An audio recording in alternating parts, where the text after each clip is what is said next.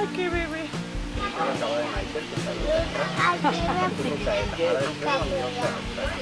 El otro día nació un duiker a la vista del público, que la verdad es que ha sido una cosa muy chula que los visitantes pudieran ver estos acontecimientos que no se suelen ver. Dio a luz y luego pasa una cosa un poquito hasta desagradable, que es que la madre se comió la placenta. Pero todo tiene un sentido biológico. La placenta, aparte de tener muchos olores que en la naturaleza podrían atraer a ciertos depredadores que podrían comerse a la cría, también es muy alimenticia, entonces le sirve a la madre para recuperar parte de la energía perdida durante el parto.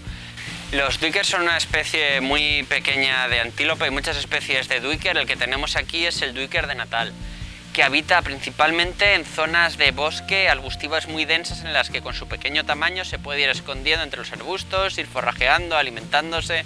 Una cosa importante es que aquí en Biopar Valencia es el único lugar de España en donde podemos visitar y ver y observar esta especie. El duiker de Natal, bueno, el grupo de duikers de Natal que tenemos en Biopark está ubicado dentro de la zona de bosque ecuatorial y allí comparten hábitats con el bongo oriental, con las grullas coronadas y con el dik-dik, que es el antílope más pequeño de África. Luego lo tuvimos que meter dentro para que pase unos días con su madre dentro del cobijo, pues cogiendo un poquillo de fuerza y alimentándose, y en muy poco tiempo, en unos poquitos días, ya lo tendréis fuera en el cobijo exterior, compartiendo hábitat con el resto de especies que antes os he nombrado. Así que dentro de muy poco lo podréis ver aquí en Biopar Valencia.